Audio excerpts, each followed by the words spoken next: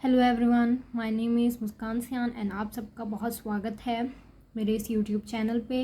And आज का हमारा टॉपिक है income elasticity of demand. And आप सबको मालूम है ये हमारे इलास्टिसिटी ऑफ डिमांड का सेकंड पार्ट है, एंड जिसमें हम इनकम इलास्टिसिटी ऑफ डिमांड होता क्या है, इसका क्या फॉर्मूला है, इसकी क्या डिग्रीज हैं, इसको हम आज स्टडी करेंगे। एंड आज का टॉपिक स्टार्ट करने से पहले मैं चाहूँगी, मैं रिक्वेस्ट करती हूँ आप सबसे कि आप मेरे चैनल को लाइक शेयर एंड सब्सक्राइब ज़रूर करिएगा। And yes, then we start our first topic, second part of our previous video. ठीक है, सो इसमें है इनकम इलास्टिसिटी ऑफ डिमांड। अगर आपको याद हो, प्राइस इलास्टिसिटी ऑफ डिमांड में हमने किसको स्टडी किया था? एक तो हमने प्राइस को स्टडी किया था, डिमांड को स्टडी किया था कि प्राइस में चेंज आने से डिमांड में क्या फ़र्क पड़ता है, राइट? यही पढ़ा था हमने प्राइस इलास्टिसिटी ऑफ डिमांड में। अब इनकम इलास्टिसिटी ऑफ डिमांड में हम पढ़ेंगे कि इनकम के चेंज होने से, इनकम पर अगर ये बढ़ती है या घटती है किसी भी कंज्यूमर की, इंडिविजुअल की, तो हमारी डिमांड पे, क्वांटिटी डिमांडेड पे क्या फ़र्क पड़ता है, ये इनकम इलास्टिसिटी ऑफ डिमांड हमें बताता है। सो हम स्टडी करते हैं इसे, अब पढ़ते हैं। Other things remaining same. Other things कौन सी? ये एक तो प्राइस हो गया, ठीक है, प्राइस हो गया एक तो हमारे प्रोडक्ट का, एक price of related good product, whatever you want to say आप कह सकते हो कि प्राइस ऑफ रिलेटेड गुड की भी क्या है, कांस्टेंट रहेगी। अदर थिंग रिमेनिंग सेम, बाकी सब की चीज़ें, ये बाकी सब चीज़ें थी, price and price of the other good, ठीक है। Change in the quantity demanded due to change in the income of consumer, ठीक है, ये बताता है income elasticity of demand. Quantity demanded में चेंज आया, किसके चेंज आने से? Due to change in income of consumer, उसकी आमदन में चेंज आने से हमारी क्वांटिटी डिमांडेड पे क्या चेंज आता है, ये income elasticity of demand show करता है। और as we study in our previous video, elasticity हमें मात्रा भी बताता है। लाइक अगर हमारी जो इनकम है वो 100% से बड़ी है, ठीक है, तो हमारी क्वांटिटी डिमांडेड कितने प्रतिशत से बढ़ी या घटी, ठीक है, लेट्स सपोज बढ़ी, ठीक है। डिग्रीज हम स्टडी करेंगे तब आपको समझ में आएगा कि क्वांटिटी डिमांडेड 100% से बढ़ी, ठीक है। ये जो 100% हम स्टडी कर रहे हैं ना, ये इलास्टिसिटी ऑफ डिमांड बता रहा है कि 100% इनकम में चेंज आने से क्वांटिटी डिमांड में 100% का ही चेंज आ रहा है। तो ये क्या बताया जा रहा है, ये इनकम इलास्टिसिटी ऑफ डिमांड है, ठीक है। तो देखें आप, इसका फॉर्मूला क्या है। इसके फॉर्मूले को EY से हम डिनोट करेंगे, और प्राइस इलास्टिसिटी को कैसे डिनोट करते थे? ED से, यहाँ पे D होता था। अब यहाँ पे कैसे हम देख रहे हैं, कैसे डिनोट कर रहे हैं? EY से। इनकम के लिए हम Y यूज़ कर रहे हैं। तो इसका फॉर्मूला कैसे है? वैसे ही है, proportionate change in the quantity demanded divide by proportionate change in income. अब चेंज इन क्वांटिटी डिमांडेड पूछा है, चेंज इन इनकम पूछा है, तो चेंज इन क्वांटिटी डिमांडेड है, इसलिए फॉर्मूला इसका इस प्रकार है। चेंज इन क्वांटिटी डिमांडेड, ये चेंज का साइन है, ये जो साइन है ना, ये चेंज का साइन है।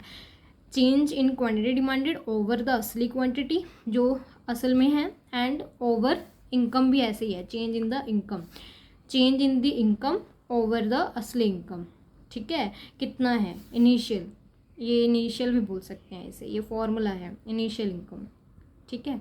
इसे हम बोल सकते हैं initial quantity demanded, QD whatever you want to write, आप दोनों लिख सकते हो, ठीक है। और ये इनका फॉर्मूला है, और आपको मालूम है ये 4 के हिसाब से डिवीज़न नहीं होती, हम ऐसे रखते हैं, इसे रेशो के हिसाब से रखते हैं 2 के। सो ये लास्ट वाला है, ये ऊपर चल जाएगा, ये तो आपको बेसिक मैथ्स आता होगा, तो आपके पास ये असल में फॉर्मूला इसका बन जाता है, ठीक है। सो ये है हमारा formula of income elasticity of demand की 100% इनकम के चेंज आने से हमारी क्वांटिटी डिमांडेड 100% से बढ़ी है या घटी है, इसको इनकम इलास्टिसिटी ऑफ डिमांड कहते हैं। और बाकी थिंग्स क्या रहेंगी? Same, they are remaining same, ठीक है। अब हम इसकी डिग्री स्टडी करते हैं कि कब बढ़ेगी इनकम के बढ़ने से और कब घटेगी इनकम के बढ़ने से या घटने से, ठीक है। सबसे पहली डिग्री क्या स्टडी कर रहे हैं हम? Positive income elasticity of demand, इसमें क्या होगा, वाई भूलना नहीं है, वाई किसका साइन है, ये इनकम का साइन है। जब हमारी इनकम के बढ़ने से हमारी डिमांड भी बढ़ रही है और जब हमारी इनकम के घटने से डिमांड भी घट रही है, ये डायरेक्ट रिलेशन हो गया। जिस दिशा में हमारी इनकम जा रही है उसी दिशा में हमारी डिमांड भी जा रही है। ये क्या रिलेशन हो गया, हमारा डायरेक्ट रिलेशन हो गया। और ये कौन सी गुड के केस में होता है, नॉर्मल गुड के केस में होता है। अब आप इसे एग्जाम्पल से समझिए। जैसे नॉर्मल गुड कैसे हो गए, जैसे कि क्लोथ की एग्जाम्पल लीजिए, ठीक है।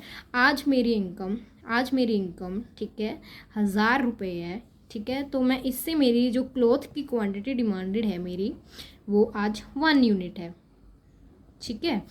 अब जब मेरी इनकम बढ़ी, my income is increase by 1200, ठीक है, ये 200 से बढ़ गई, ठीक है। अब मेरी क्वांटिटी डिमांडेड 2 यूनिट है, ठीक है।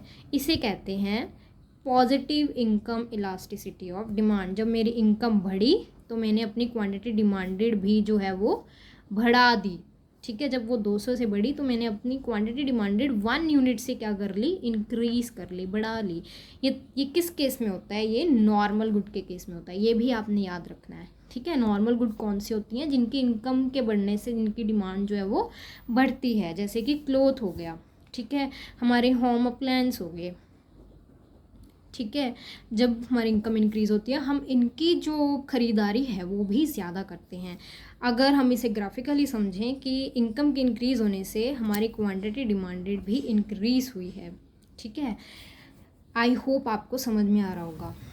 अब इसी में ही पॉजिटिव इनकम इलास्टिसिटी में उसके फर्दर सब डिविजन्स हैं, जैसे कि unitary income elasticity of demand. Unitary income elasticity जहाँ पे ई वाई जो है हमारा वो 1 के इक्वल है, ठीक है। यहाँ पे ई डी नहीं आएगा फ्रेंड्स, यहाँ पे ई वाई आएगा, क्योंकि ये इनकम के इफेक्ट होने से हमारी डिमांड पे जो इफेक्ट पड़ रहा है हम वो स्टडी कर रहे हैं अब, ठीक है। ई वाई इक्वल्स टू, और यूनिटरी कब होगी, और ऊपर क्या होता था, change in the quantity demanded. हमारी क्वांटिटी डिमांड 100% से बढ़ रही है और हमारी इनकम भी 100% से इंक्रीज हुई है, इक्वल्स टू 1। इसे unitary income elasticity of demand क्या है बोलते हैं। लेस देन में अगर आपको याद हो, आपने प्रीवियस वीडियो देखी हो तो आपको याद होगा, लेस देन में क्या होता था, जब क्वांटिटी डिमांडेड जो है हमारी कम प्रतिशत से बढ़ती है। लाइक अगर हमारी जो इनकम है, अभी हम इनकम की बात कर रहे हैं, अगर इनकम हमारी 100% से बढ़ी है तो क्वांटिटी डिमांडेड हमारी सिर्फ 50% से बढ़ेगी, ठीक है, लेस मात्रा में बढ़ी, ठीक है। तो इसका फॉर्मूला, तो ये लेस देन यूनिटी इसका ये साइन रहेगा, ठीक है, 1/2 इसका आंसर रहेगा। आपको फ्रेंड्स ये याद करने की ज़रूरत है, ये याद करने की ज़रूरत नहीं है, ये याद करने की ज़रूरत है कि unitary income elasticity of demand में क्या करना है। ई वाई इक्वल्स टू 1 रहता है, लेस देन में लेस देन 1 रहता है, ग्रेटर देन में ग्रेटर देन 1 रहता है। अब ग्रेटर देन में कैसे, 100% से हमारी इनकम बढ़ी, ठीक है, और हमारी जो क्वांटिटी डिमांडेड है वो 200% से बढ़ गई, डबल बढ़ी, डबल, ठीक है। तो इसे बोलते हैं ग्रेटर देन यूनिटी, ठीक है। ग्रेटर देन 1 है हमारा जो आंसर आया है, अगर हम ऐसे बात करें तो, ठीक है। ये थे सब डिविजन्स किसके, positive income elasticity of demand के, जिसमें इनकम बढ़ रही है और क्वांटिटी डिमांड भी हमारी बढ़ रही है एक ही डायरेक्शन में, ठीक है। और परसेंटेज मात्राएं हम पढ़ रहे हैं साथ में, तो ये इलास्टिसिटी भी इसमें हम पढ़ रहे हैं, कितनी इलास्टिसिटी से बढ़ रही है, ठीक है। नाउ सेकंड है इसमें degree, negative elasticity of demand. Negative elasticity of demand किस केस में होता है, इन्फीरियर गुड्स के केस में होता है। अभी नेगेटिव आपने पढ़ लिया, अब इनकम और डिमांड किसका रिलेशन स्टडी कर रहे हैं, इनकम और डिमांड का इन्वर्स रिलेशन होगा।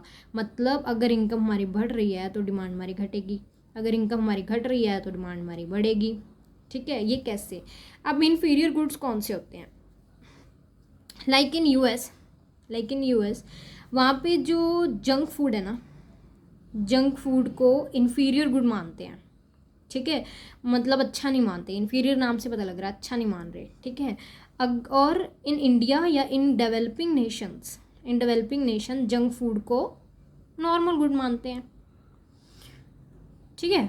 तो हमने पढ़ना है हमारी इंडिया के हिसाब से, तो इन्फीरियर गुड्स इंडिया के हिसाब से क्या हुआ, लाइक आप अगर लाइक सपोज करो अगर आप डी ग्रेड का आज खाना खा रहे हो, डी ग्रेड का फूड कंज्यूम कर रहे हो आज आप, ठीक है, क्योंकि आपकी इनकम जो है वो कम है, आपकी इनकम कम है तो आप डी ग्रेड खाना खा रहे हो। जब कल आपकी इनकम बढ़ जाएगी, ठीक है, अब मेरी इनकम बढ़ गई है तो मैं इस डी ग्रेड का खाना थोड़ी ना खाऊंगी। अब तो मैं तो ये इस डी ग्रेड के खाने की डिमांड जो है वो कम कर दूंगी।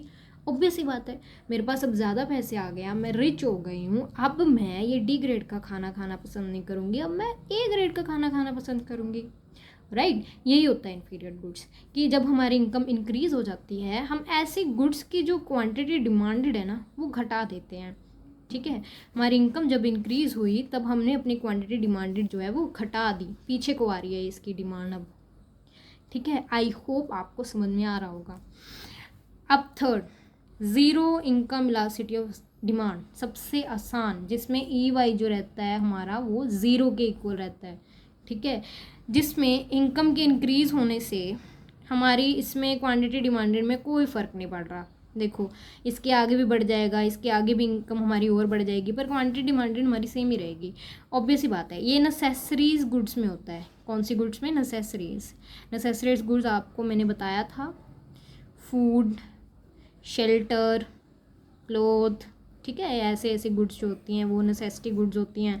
ठीक है, जैसे अभी मैंने 1 लीटर ऑयल की बात की थी। अगर हम एक महीने में 1 लीटर ऑयल कंज्यूम करते हैं, इनकम के इंक्रीज़ होने से हम 1 लीटर से ज़्यादा थोड़ा ना खाने लग जाएंगे या यूज़ करने लग जाएंगे, ऐसा तो नहीं होगा ना। सो यही बात चल रही है इस zero income elasticity of demand में। ठीक है, जहाँ पे इनकम जो है वो हमारी इलास्टिसिटी डिमांड जो है वो ज़ीरो में होगा।